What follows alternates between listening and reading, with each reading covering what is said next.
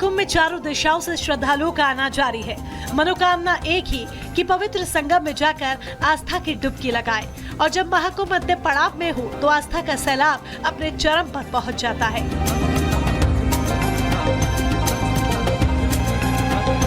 बीतते दिन के साथ यहाँ पर पहुँचने वाले लोगों की संख्या भी बढ़ती जा रही है।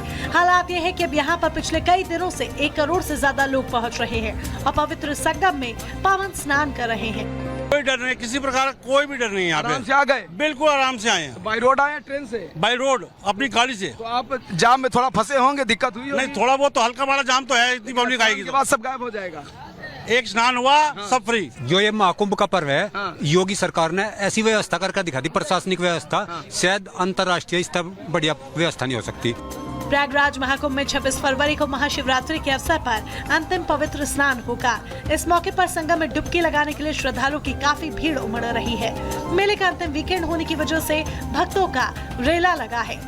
हम लोगों का अनुभव बहुत अच्छा है, बहुत अच्छी सुगम व्यवस्था है और बहुत श्रद्धालु हैं, भीड़ है और नियंत्रण बहुत अच्छा है और सभी कुछ हो गया। हाँ, जबरदस्त स्नान करके। अरे पूरी थकावट दूर हो गई, पूरी रात का स्नान हो गया, बहुत अच्छे से स्नान। से आ रहे हैं? कानपुर से आ रहे हैं। कानपुर से आ रहे हैं? पैदल खूब चलना पड़ा? हाँ, पैदल चलना पड़ा, पर कोई बात नहीं, सरकार के हिसाब से बहुत बढ़िया। हर हर गंगे के बाद सब हाँ, सारी थकान दूर हो गई। लोग कई किलोमीटर तक पैदल चल रहे हैं। सड़कों पर लंबा जाम है, रूट डाइवर्ट कर दिए गए हैं।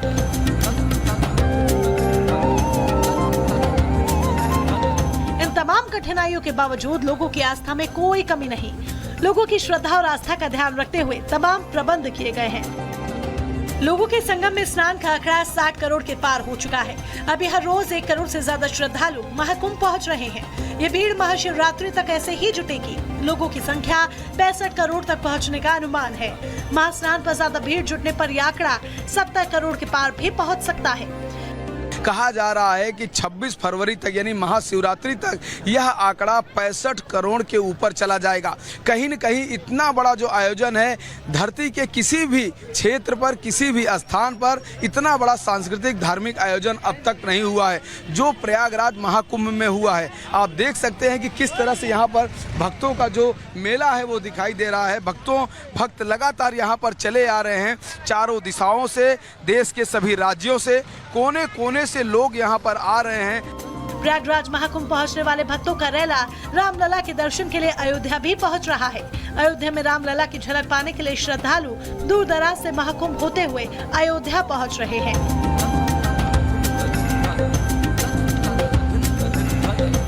महाकुंभ की दिव्यता और भव्यता केवल भारत तक सीमित नहीं है, बल्कि दुनिया भर के श्रद्धालु इस आयोजन का हिस्सा बन रहे हैं। प्रशासन का अनुमान था कि 45 करोड़ लोग इस आयोजन में हिस्सा लेंगे, लेकिन अब तक ये संख्या 60 करोड़ को पार कर चुकी है।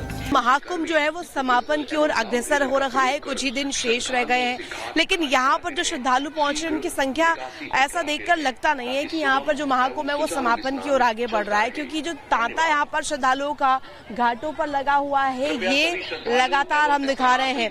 60 करोड़ के पार ये आंकड़ा पहले ही जा चुका है और अब भी आप देखिए घाटों की जो तस्वीर है यहाँ पर वैसे ही जस के तस नजर आ रही है और यहाँ पर श्रद्धालुओं का, भक्तों का आने का जो सिलसिला है वो अभी भी जारी है।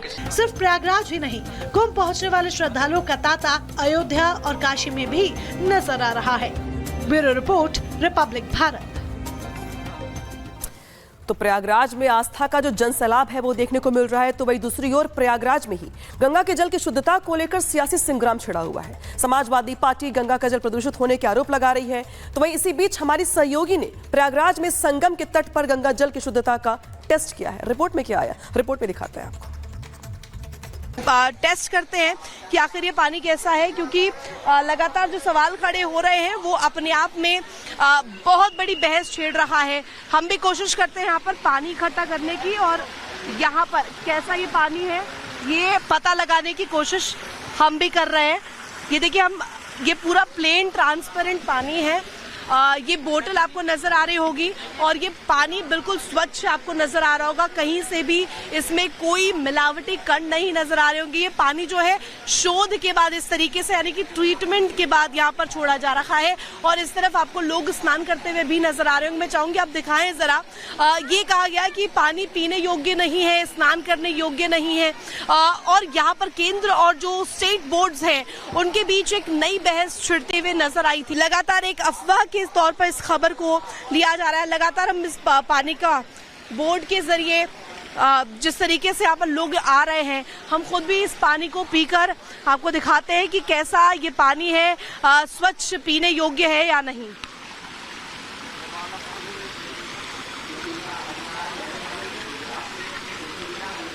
तो देखिए हमने भी ये पानी पीकर देखा है, ये पानी एकदम ट्रांसपेरेंट पानी है। इस तरफ दिखाइए, ये बिल्कुल स्वच्छ पानी है। हालांकि यहाँ पर सवाल खड़े किए गए। इस तरफ दिखाइए जरा, ये जो लोग हैं यहाँ पर पूजा अर्चना करने के लिए पहुंच रहे हैं।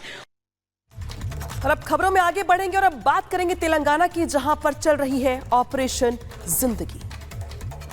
तो देखिए, जिस तरीके से तेलंगाना के नागर कुरनूल में बड़ा हादसा हुआ, उस हादसे के बाद लगातार प्रशासन की ओर से, एसडीआरएफ की ओर से, एनडीआरएफ की ओर से प्रयास ये किया जा रहा है कि जो मजदूर वहां फंसे हुए हैं उन्हें जल्द से जल्द वहां से बाहर निकाल लिया जाए। हालांकि वक्त काफी हो चला है, लेकिन जिस तरीके से यहां पर हादसा हुआ, उस हादसे के बाद जो सवाल है वो भी खड़े हो रहे हैं कि आखिर यह हादसा हुआ कैसे। लेकिन जो प्राथमिकता है वो ये है कि जिस तरीके से नागर कुरनूल टनल में ये बड़ा हादसा हुआ है, इस हादसे के बाद जो लोग अंदर फंसे हुए हैं उनको वहां से बाहर निकाल लिया जाए। देखिए पूरा मामला क्या था, कैसे हादसा हुआ, जरा वो भी समझ लीजिए।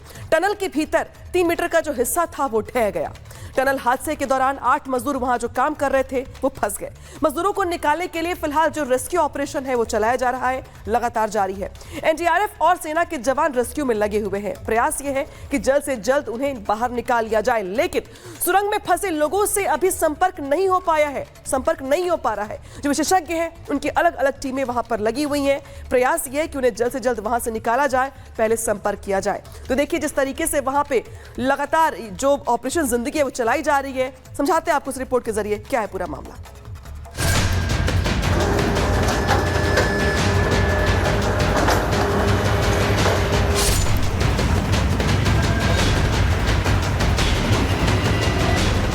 तेलंगाना के नागर कुरनूल जिले का एसएलबीसी सुरंग, जिसके अंदर फंसी हैं 8 जिंदगियां, जिन्हें बचाने के लिए चलाया जा रहा है रेस्क्यू ऑपरेशन।